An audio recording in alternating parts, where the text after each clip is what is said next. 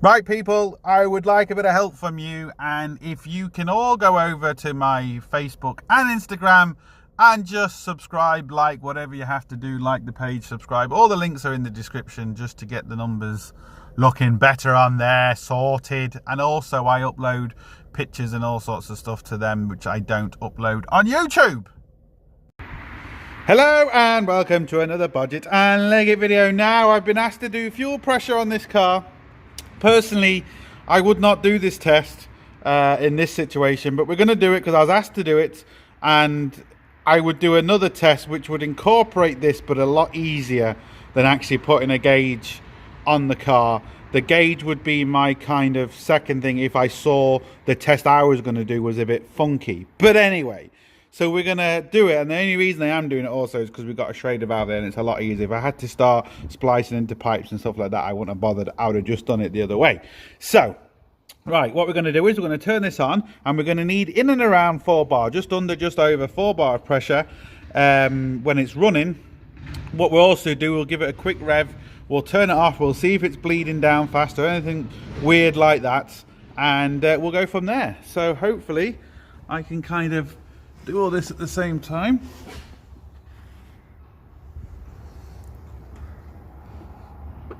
That's turned the ignition on, so that's fuel pressure.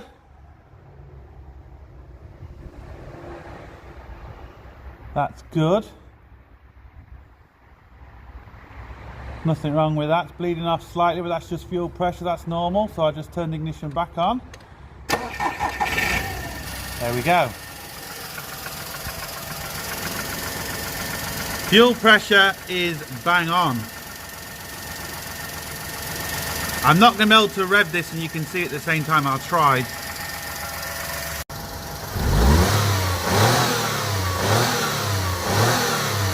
All good. Right, I've just turned it off. I want to see if it's bleeding off really fast or anything like that, doing anything it shouldn't be doing, which it isn't. It all looks good. Absolutely nothing wrong with that whatsoever. That's all good. But look what I did find. Actually, before I tell you what I found in here, let's just test the pump. Okay, I've just moved to the back, and as you can see, we've got battery voltage coming into the fuel pump. So our voltage is okay, and our fuel pump is our load. And we know our fuel pump is working at the minute because our car is started, so we don't have to worry about our actual wire integrity because our fuel pump is our load, so we're loading the circuit. Now what we're going to do is test the actual pump itself, the commutators on the pump, and actually see what that looks like, because I've been asked to test that as well.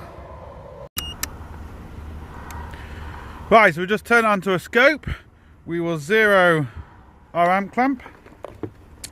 What I'll do first is try and stop the glare. And what scale should we use? I will use... let me see. Oh no, I've gone past it.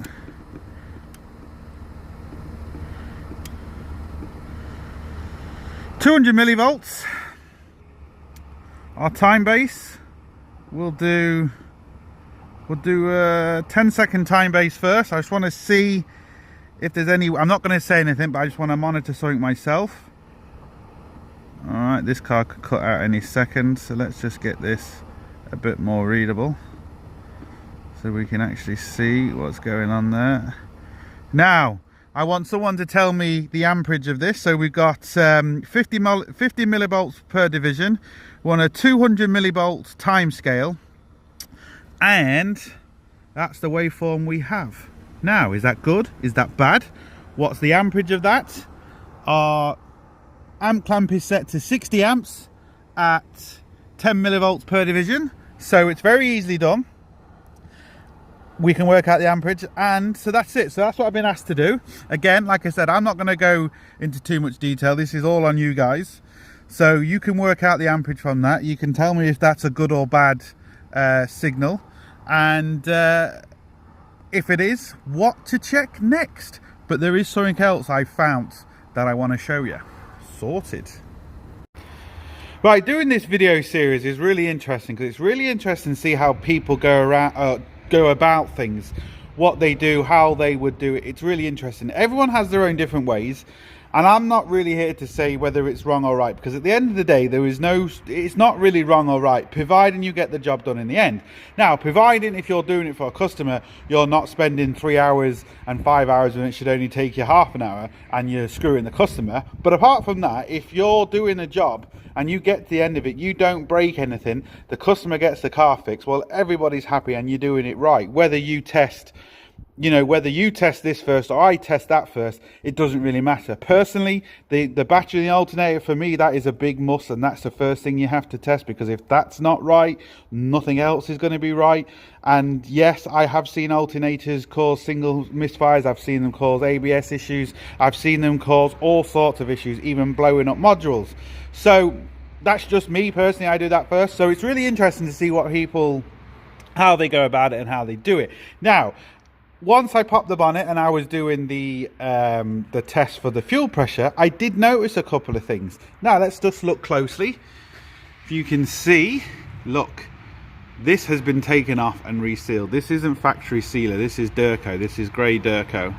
And now they might use that in the factory, but this is fresh. I can see it's fresh, completely and utterly fresh. That is not factory. So someone's had this timing chain off. Now, have they replaced it? Have they checked it? I don't know. Obviously, if they were checking it, they didn't have a scope, because, you know, if you have a scope, you don't have to take all this off. You can check it very easy. Well, a lot easier than taking all this off and, you know, trying to line up the timing marks again. Has it been changed? Has it, you can't see, I can take off that cover, but has it been changed? Has it been checked? I don't know. So that's one thing I noticed. And the second thing, just let me get a light. Now I've turned the light on, you can maybe just see that a lot better, that has definitely been resealed. We get you down there, look. Yeah, that's been resealed. That's been taken off and resealed. But why? Why? There we go. That is the question. The next thing I saw, look at that. Again, that is not factory. All that tape on the coil packs and the injectors, that isn't factory. Also, ECU loose, clip broken at the top, and more of the tape. So, now you've seen all that, you've seen what I've seen, you know the test results on this. I'm not going to say whether the test results are good or bad. That's up to you to decide. Even though I did say the fuel pressure is okay, because the fuel pressure is okay. But you can decipher the waveform that we got from the pump. Is it good? Is it bad? You can also figure out very easy what amperage it's drawing. Is it drawing too much, not enough? So you can figure that out. I gave you all the information to figure that out. Then tell me what you think about that. Is it good or is it bad? And depending on your answer, what would you do next? So now we can see that things have been either changed, looked at, whatever. Where would you go from here now? So that's what I want to know now. Where would you go? We've still got another video to do on swapping out the coil packs, which I will do in my next video, and see if we can, we'll see if the fault comes back and does it come back in cylinder number 2. So we will do that. But where would you go from now, from what the information you've got, from what we've seen in this video? What would you do next? So let me know. It'd be really interesting to find out. So look, everybody, hope you're enjoying this series. It's really, really good in my opinion. I really do like to see how people think and to see how people go around things. It's awesome. And like I said, there's no particularly right or wrong answer. You know, everyone does their own thing. Everyone has their own methods. And I realize, yes, it's very difficult to kind of do this when, you know, someone's just showing you a video or talking about it. And I honestly, I know it's not easy, but it's just a bit of fun at the end of the day. And hopefully also, like I said in my last video, you'll realize when people ask you questions, or if you're asking someone a question, you can just see how difficult it is and how many different variables it can be for a simple little problem. So, you know, there's loads of things that could be causing this misfire. It's not just a cut and dry case that, oh, it's definitely a coil pack, or it's definitely a plug, or it's definitely this. There's loads of possibilities. You always do the easiest possibilities first, but I'm just doing what people are asking me to do. So, look, hope you're enjoying it. Please like, share, comment and subscribe. Don't forget, links up here, links down below. But most important, don't forget, get your hands dirty. See you for the next one. Sorted. And in the next video, we will test the ignition system. Sorted. Look at that.